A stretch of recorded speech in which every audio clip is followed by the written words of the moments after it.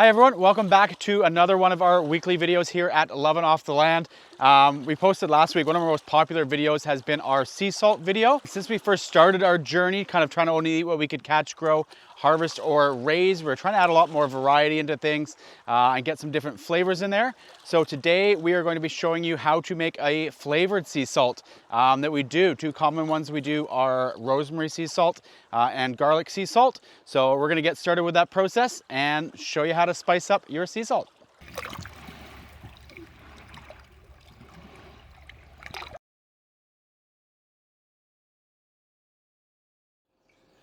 All right, so the first step once you've got your water back up to the kitchen is to give it a bit of a filter. You can do this through a carbon filter, or if you have like a water filter in your fridge, you can do it through that. We just use a coffee filter and a little funnel here. So we're just gonna start slowly pouring our ocean water through that, and that will just get any kind of bits out that we picked up when we did the ocean. So this part is a little time consuming, but definitely worth doing, or if you have a bigger funnel, that makes it easier too.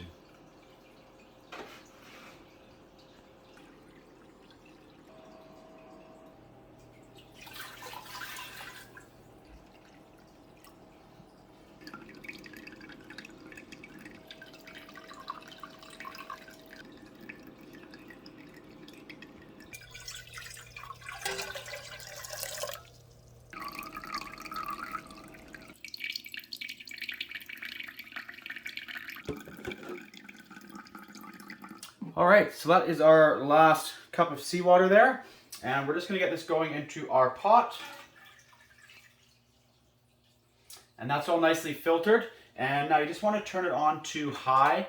To start, we're gonna let this boil until it boils right down. And then we're gonna come back and turn it on to low to let it finish off to make sure it doesn't burn onto the bottom of the pan. But we'll come back and show you that. And for now, we're gonna get started on our rosemary and garlic.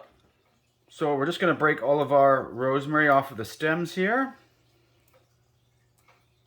And basically we're just going to use this to kind of flavor the salt water. So we're not going to chop it up super fine or anything, but we will chop it up a little bit just to let some of those flavors kind of come out of there a little bit. And we don't really have a recipe for how much to use. It kind of depends how much you want to flavor it or how potent you want your flavor to be. So you can kind of choose how much garlic and how much rosemary you want to put in there, or just do one or the other as well. Like we said, we often do too. And as I said, we're just going to do a rough chop here because we don't want to cut it up too fine, because we do want to be able to filter this out after. So you don't want your pieces so small that you're not going to be able to filter them out of the salt water. So we'll get those going in here.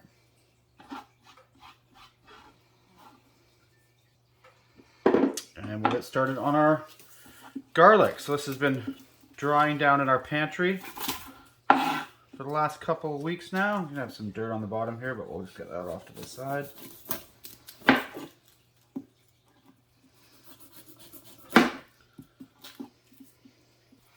And again, we're not going to chop this up super fine, but we do just want to kind of open it up a bit and open up those cloves just so that we can let that flavor really get into the salt water.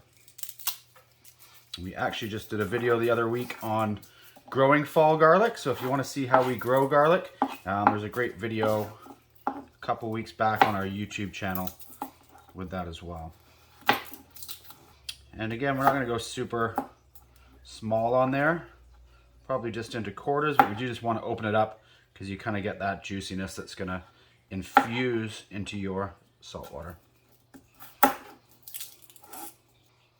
And the amount of salt water that we gathered there was 4 liters, or if you are in the US, that's about equivalent to a gallon of water.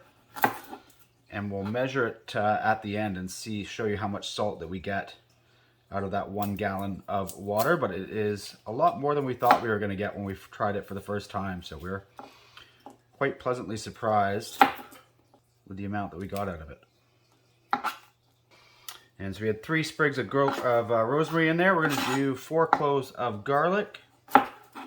And now all we're going to do is add that into our pot of boiling water.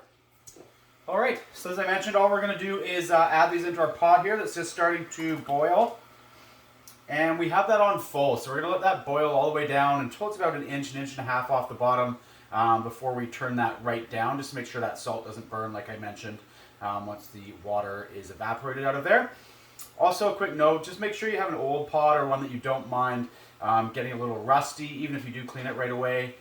Sometimes it does tend to rust your pots a bit, so we don't want you to go and ruin one of your nice pots trying this. So definitely find an old one or one that you don't mind getting a bit rusty. This one we've kind of put aside just for making salt. So we'll let that boil probably for about 45 minutes, and we'll come back and show you the next step once we're down to about an inch and a half of water.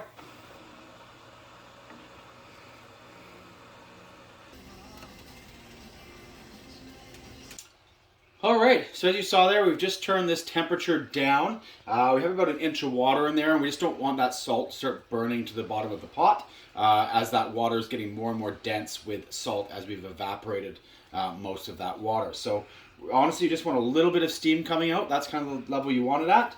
And at this point, we're also going to scoop out the most of the rosemary and garlic and get that out as well. So let's get started on that.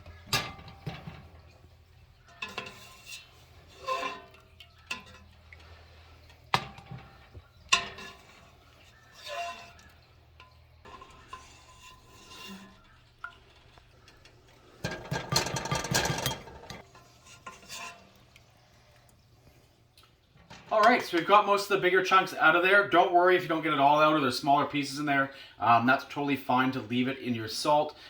We will touch on that a bit later. The main thing is just make sure that fully dries out. There's no moisture left in there. Otherwise, that's when you can sort of get that bacteria and stuff spreading. But the part after this that we're going to do is putting it into the oven to dry it. So we'll touch a little bit more on that later. But for now, just leave it on a low, let it sort of slowly steam and keep going down. And we'll continue to show you the process as this moves along. All right, so we've let that boil down and pretty much all of the water is dehydrated out of there. So as you can see, it isn't the most appetizing color. It does go a little bit brown.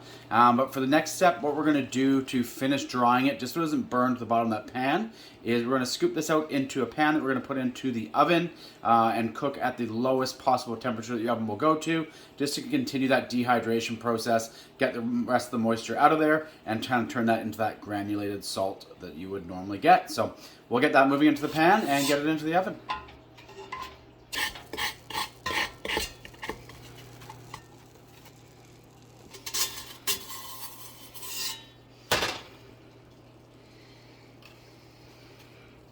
And so once you've got it in your pan here, you do just want to spread it out as evenly as you can. Just to make sure you don't have one part of the pan that overheats and it's going to kind of dehydrate unevenly. So do try and kind of spread it out as much as you possibly can. So we're going to get our oven started here. And again, we're just going to put it on the lowest possible setting. You're not really trying to cook this. You're just trying to very slowly get the rest of the salt out of there. And we're going to place this into the oven and just kind of check on it every 10 or 15 minutes and stir it around a bit, make sure it's not overheating in any areas. And we'll come and check back in and show you the next steps.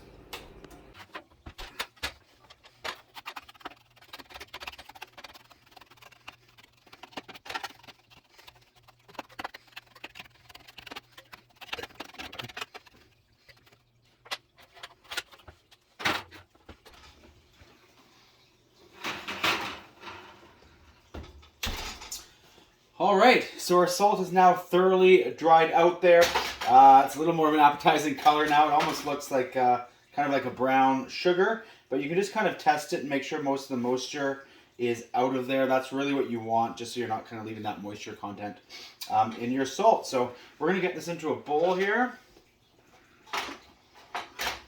As you can see, we still have some chunks of rosemary in there. There are little bits of garlic as well that made it through, so that is totally fine as long as it's dried out enough that there is not any moisture left in there. That's the main thing that you want to avoid.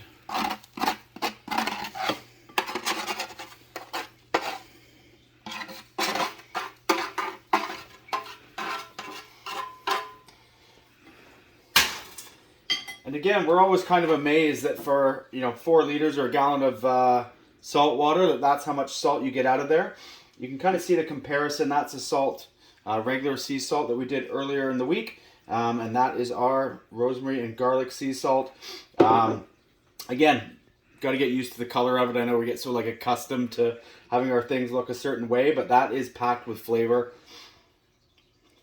And you really get that garlic and rosemary flavor that that comes out of there. So yeah, you hope you found this useful. Help us out and click like and subscribe below.